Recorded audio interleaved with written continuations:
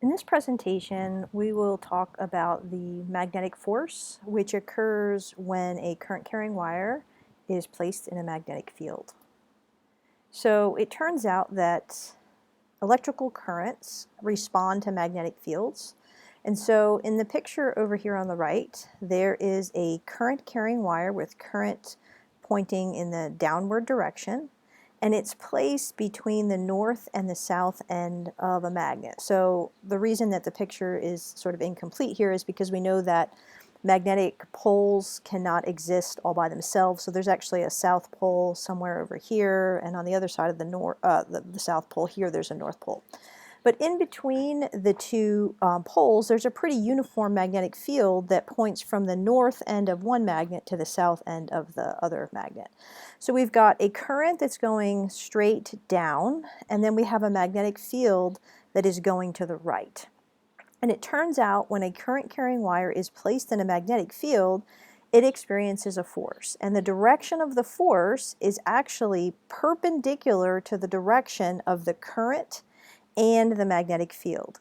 So the way you can think about this is the current pointing down and the magnetic field pointing to the right. Those two directions are in the plane of this page, and the force on this current-carrying wire would actually be directed out of the page. So that force is perpendicular to both the magnetic field direction and the current direction. The force is always going to be the strongest when the current is perpendicular to the magnetic field lines. So here is an example where the current is perpendicular to the magnetic field lines, and we would get the largest amount of force.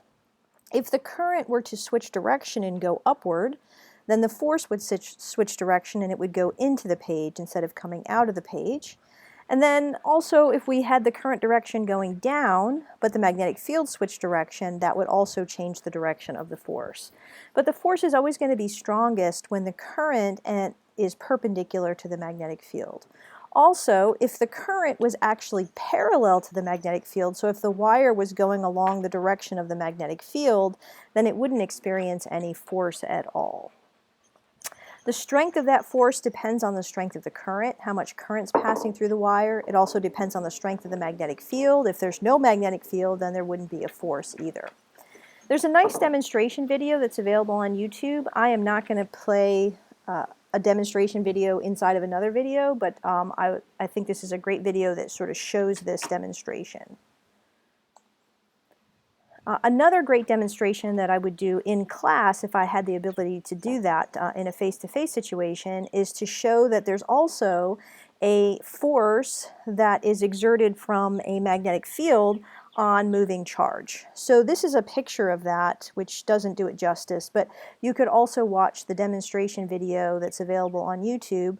But in this particular case, this is a gas tube, and then it has nodes on the end.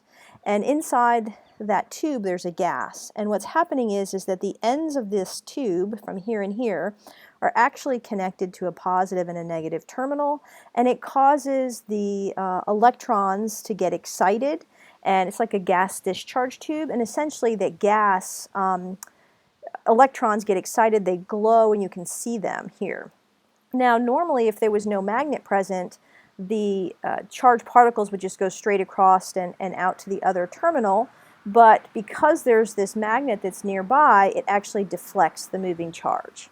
So a charged particle can also experience a force when it's in a magnetic field, but the particle actually has to be moving, so those electrons were actually moving through that gas discharge tube.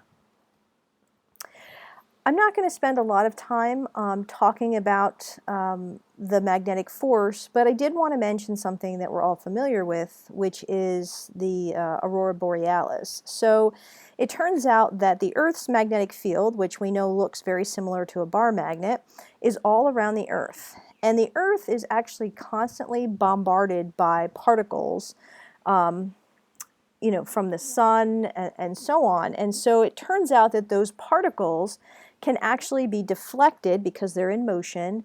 They are deflected in the Earth's magnetic field. And so it turns out that the charged particles at the poles, the top and the bottom, are undeflected because of the direction of the magnetic field. So if the charged particles are coming in parallel to the magnetic field, then they become undeflected, just like if the current carrying wire is parallel to the magnetic field, then there's no force. And then, of course, at the pole, or at the equator, when the charged particles come in, they sort of hit that magnetic field perpendicular and they're deflected. And so what happens is that the particles that aren't deflected at the poles, they come in to the Earth's atmosphere, and they can get excited, and they glow, right? So the electrons glow. And so that's why we get the aurora borealis in the northern hemisphere, and then there's the aurora, oh goodness, I can't remember what it's called, in the southern hemisphere. If you're from Virginia and you haven't traveled up north very much, then you probably have never experienced actually seeing the aurora borealis. I'm originally from Pennsylvania, and I was camping one winter way up in northern Pennsylvania, and in the middle of the night, there was this electricity in the air, and I went outside, and you could just see those colors in the sky from the aurora borealis. There's some great pictures that you can see online, and there's also an interesting explanation. So if you wanted to further explore this idea, you could look at this YouTube video on the explanation, or just the time-elapsed video of the aurora borealis. So one of the important uses of a current carrying wire experiencing a force when placed in a magnetic field is an electric motor. So an electric motor takes electrical energy and converts it into mechanical energy. So electrical energy is, of course, the current flowing through the wire, and then the mechanical energy for the motor is taking that electrical energy and converting it into some sort of rotation. So what happens is, here's a picture of sort of a DC electric motor here, and then there's a constant picture down here. But essentially, current flows through the wire that's in the center in this bottom picture right here, and there's a magnetic field that's present. And so when the current starts to flow through here, there's a force that's exerted on these wires, and the direction of the force is sort of shown in this picture, and so it causes this coil to rotate. And as it rotates, as long as the current continues to flow, there's actually this commutator down here, because this is a DC motor. And what it does is, when the coil gets so far up, it causes the direction of the current through this coil here to change direction, which causes the force direction to change and keeps this thing moving in rotation. So every time the coil makes a half a rotation, the direction of the current changes in this sort of cyclic fashion. So that's an example of a DC motor. You can, of course, also have an AC motor, and it works in the same principle. So the big thing here to understand about an electric motor is that an electric motor takes electrical energy and converts it into mechanical energy, and the main concept that's used for that is the fact that a current carrying wire experiences a force when it's placed in a magnetic field. And so again, there's another YouTube video that you could take a look at if you want to. So we know that electrical currents produce magnetic fields. So we talked about that earlier. If you have a current carrying wire and you bring a compass near it, that compass is deflected, and so current carrying wires produce magnetic fields. And so the question is the opposite possible? Can a magnetic field actually produce electricity or produce current? And the answer to that question is yes, that is possible, but there's only certain conditions where that can occur. So this was discovered by Michael Faraday and Joseph Henry, and it was actually discovered independent of one another, so they were both working on the same ideas, and they both came to the same conclusions right around the same time. So what could happen is you can induce voltage with a changing magnetic field strength in a coil of wire. So let me just talk about this picture over here on the right. So basically this picture is just, the top part here is just a coil of wire, sort of like a solenoid. It's just, these wrappings of wire. You can imagine that even it's wrapped around a core, like a nail or something like that. And then it's connected up to a galvanometer. This is not a voltage supply. This is simply a device that measures whether or not voltage is present across the terminals of this coil.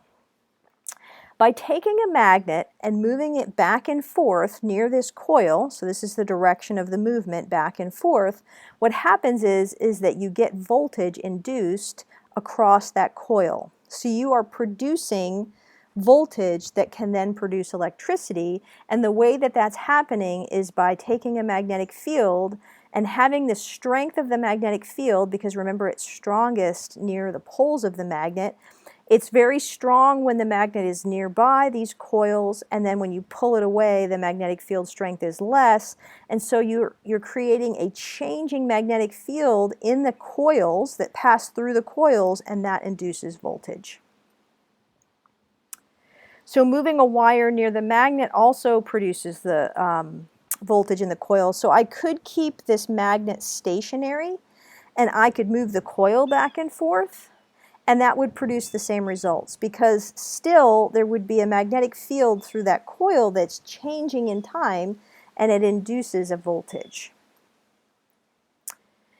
If the wires form a closed loop, we can actually get electrical current. So in this particular picture, if I replace this galvanometer here with a light bulb, and I move that magnet back and forth fast enough, I could actually light the light bulb. I could produce enough electrical current to light a light bulb, and we'll actually see that when we look at a FET simulation. Turns out the more loops that are present in the coil here at the top, the greater the induced voltage will be. So if you only have one coil, you're not going to get as much voltage induced as if you had 10 coils of wire there. And again, we'll also sort of explore that and look at that with a FET simulation.